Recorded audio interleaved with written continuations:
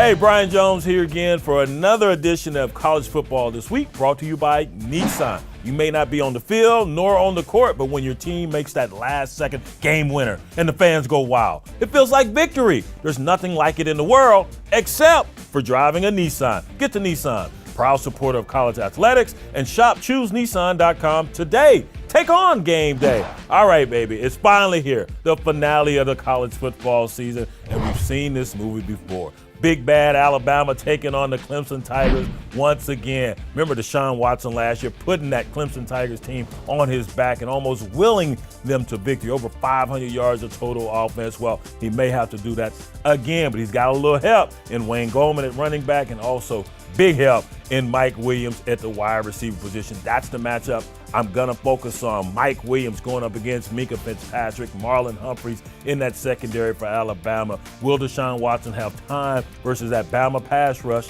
to get the ball to those guys? I think he will. Not only will that offensive line hold up, Deshaun Watson will be able to buy some time with his wheels. He's an exceptional athlete, and don't worry about those picks he threw versus Ohio State. You saw how unflappable he was after he threw those. He just kept doing his thing, utilizing his legs.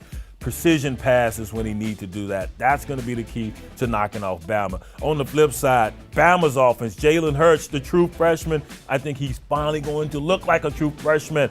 If they cannot run the ball, and they ran the ball well, did Alabama, Bo Scarborough, over 180 yards versus the Washington Huskies, and they've got a nice stable of backs back there, Jacobs and Harris, so they won't get tired.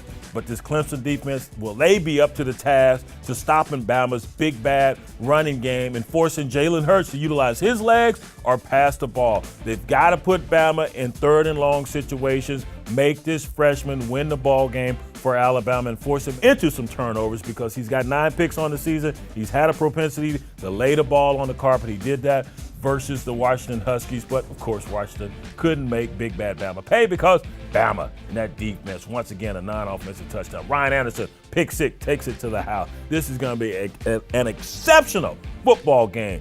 I'm leaning Clemson, but my heart and my head says you got to go with Bama. I'm going to say Alabama wins this one 27-25. It's going to be close because remember, Lane Kiffin, the OC the last 3 years, he's gone. It's going to be Steve Sarkisian in there now. So will that pose a problem for Alabama's offense in terms of continuity and communication? We will find out. Even though I'm leaning Clemson, I got to go with Alabama. The best defense they have fielded there probably ever. So I'm going with defense, even though Clemson's defense is pretty good as well. Alabama wins it again, back-to-back years. The 5th for Nick Saban at Alabama and his 6th total in his career. Remember, he had that one at LSU.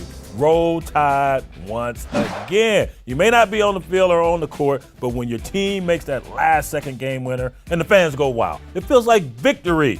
There's nothing like it in the world except driving a Nissan. Get to Nissan, proud supporter of college athletics, and shop ChooseNissan.com today. Take on game day.